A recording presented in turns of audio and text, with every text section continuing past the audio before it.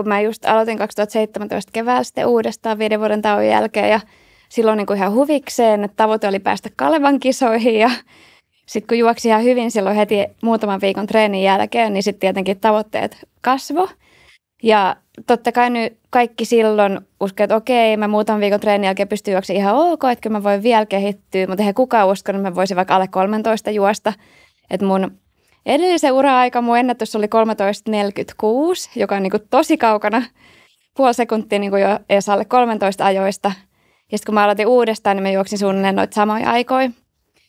Ja sittenhän mun onni oli se, että löysin sitten valmentajan Espanjasta, joka uskoi siihen, että mä voin juosta alle sen 13. Et mä 2018 maaliskuussa lopetin mun työt Barcelonassa ja muutin sitten Valenciaan, missä oli se valmentaja. Niin sekin niinku aluksi sanoi, että he ei halua ottaa mua sinne, mutta sitten sen tytär onnistui vakuuttaa, että niin kuuli mun sairaudet ja kaikki muut. Ja oli itse aitojuoksija tytär ja uskoi siihen mun tavoitteeseen, että kun mä olin pienestä asti halunnut juosta alle 13 sekuntia, että se oli se mun ykköstavoite. Ja sitten tämä valmentaja niin totesi, että mä oon treenannut ihan väärin, että kyllä mä varmaan voin juosta alle 13, jos niin treenataan oikein. Mikä on väärin treenaamista, jos kyse on aitojuoksusta? No kuulemma mä olin tehnyt esimerkiksi liian hidasta voimaa ja kaikki voimatreeni liian hidasta ja puuttui sellainen räjähtävyys ja nopeus ja kimmosuus. Ja niin, liian isoilla painoilla, liian paljon voimaa ja ei keskittynyt tuollaiseen nopeuteen. Niin voisi kuvitella, että aitojuoksussa se nopeus on kyllä ihan yksi niistä tärkeimmistä. Voimakin on tärkeä, mutta sitten tietyn tyyppisille urheilijoille eri jutut sopii, niin mulle sitten ei sopinut sen treeni, mitä mä aikaisemmin tehnyt ja tämä valmentaja sitten löysi sen, mikä mulle sopii.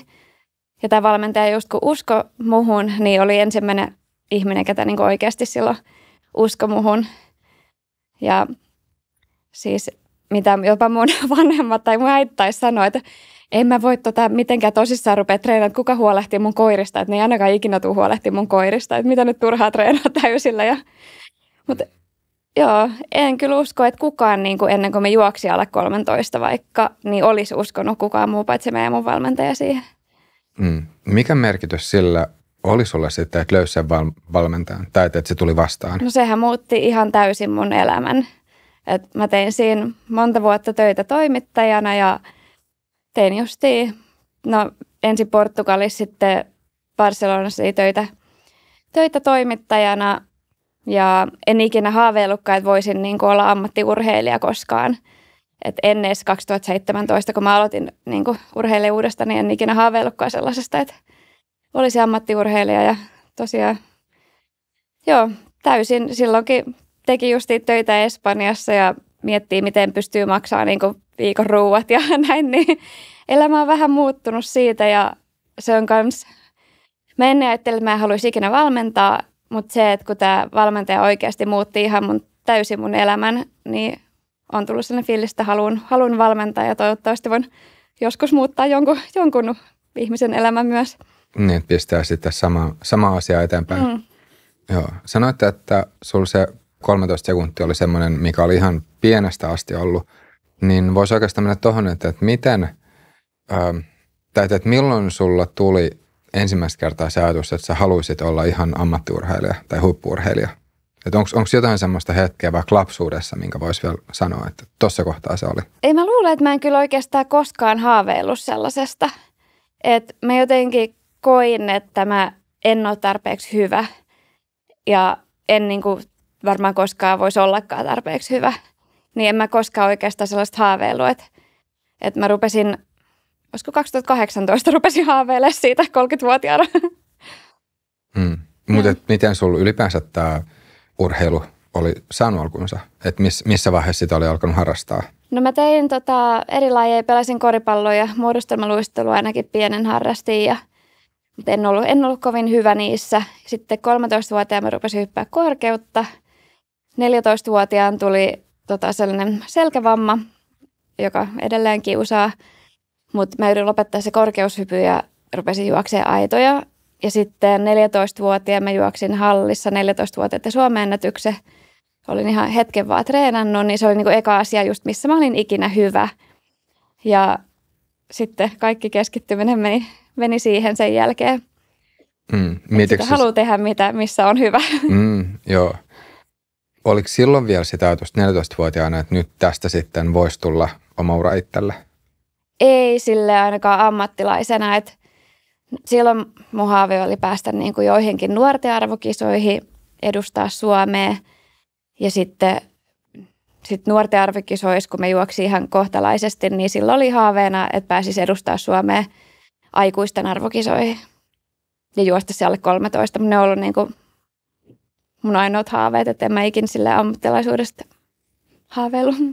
Tiedätkö että onko toi kuinka tyypillistä urheilijoille? Tässä mietit silleen vaikka omia ihan omaa lähipiiriä tai kollegoita nyt muuten, että kuinka usein ammattiurheilijoilla on ollut ihan semmoinen selkeä visio tai haave siitä, että haluaa olla ammattiurheilija ja kenellä se on sitten, että kuinka monella se on mennyt vähän samalla tavalla kuin sulla? Kyllä mä luulen, että varmaan suurimmalla osalla on se haave. Mä en tiedä siis, että miten mä en ole koskaan sellaista haaveillut.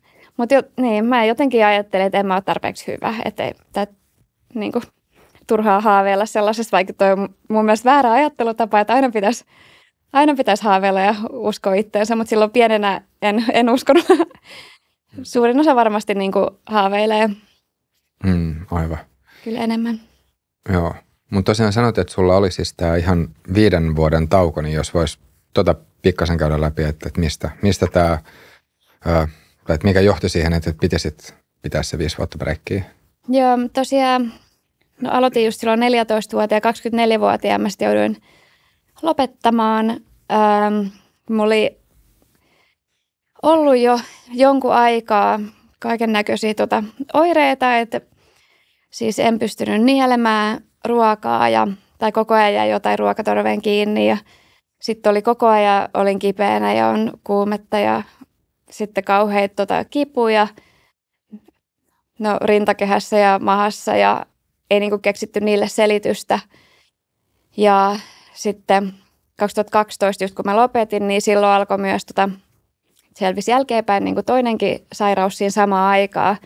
Niin oli 2 sellaista sairautta samaan aikaan, jotka aiheuttaa tosi kovia niin kuin rintakehän ja mahan alueella kramppeja ja tulehdusta ja just on vaan kuumetta koko ajan ja kesti monta vuotta sitten diagnosoida, että mikä on vialla.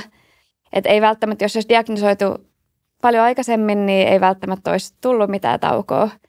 Mutta sain diagnoosit vasta 2015 mielestäni. Oli tosiaan siis tuollainen eosinofiilinen esofagiitti, eli allerginen ruokatorven tulehdus. Oli toinen, että mä oon allerginen tosi monelle ruoka-aineelle. Ja se aiheuttaa niinku tulehdusta ruokatorveen ja sitten ruokatorvi turpoo ja ruokaa jää jumiin ruokatorveen. Ja sitten se aiheuttaa myös justiin niinku kuumeilua ja tällaista, että kun on tulehdus koko ajan päällä ja kovia sellaisia niinku vatsakramppeja. Ja sitten samaan aikaan oli Tietzen syndrooma, joka on tulehdus kylkiluliitoksessa rustossa, tässä näin. Ja se voi aiheuttaa identtistä kipua sydänkohtauksen kanssa, niin se usein diagnosoidaan väärin kuulemma. Ja sekin kipu yleensä menee ohi muutamassa viikossa, se on sellainen tulehdus, mutta mulla se kesti 3,5 vuotta. Ja nämä 2 asiaa oli siinä samaan aikaa. Ja hirveästi tehdään kaikkea testejä. Mä olin joka viikko jossain eri sairaalassa eri testeissä ja testataan, mistä johtuisi. Mutta mä en tiedä, miten ei onnistuttu niin kuin diagnosoida kumpaakaan, vaikka ne on niin kuin jälkikäteen ajateltu ollut tosi selkeitä. Ja sitten verikokeissa vaan näkyy jotain erikoista ja näkyy justiin tulehdusta, mutta ei niin kuin muuta niin. Onko noin 2 asiaa semmoisia, mitkä on millään tavalla linkittyneitä toisiinsa, vai voiko sanoa, että ne on ihan 2 irrallista sairautta, mitkä sitten voi sanoa, että on vaan tosi huono tuuri, että on sitten molemmat samaan aikaan? Joo, niillä ei ole mitään tekemistä toistensa kanssa. Että oli vaan huono tuuri ja varmaan se niin kuin lääkäreitä siinä niin kuin sekoittikin, että kun on 2 sairautta samaan aikaan, jotka aiheuttaa pikkasen samanlaisia niin kuin kipuja ja muuta, ja myös niin kuin tulehdusta näkyy vaan niin kaikissa kokeissa, niin luulen, että se on se syy, just miksei diagnosoitu aikaisemmin. Mietitkö silloin, kun sitten alkoi tulla näitä oireita, että nyt sitten tämä urheilu on ihan kokonaan tässä? En. Noi oireet alkoi vissiin jo 2006. Nyt on pitkän aikaa ollut sitä. Joo, että 2012 sitten ne vasta paheni niin, että mä jouduin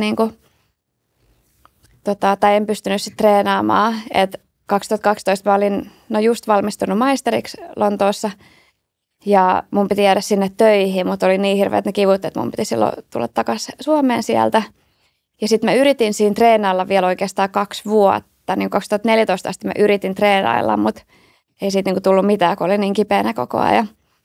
Ja sitten 2014 mä sitten täysin ajattelin, että nyt en enää ikinä urheile.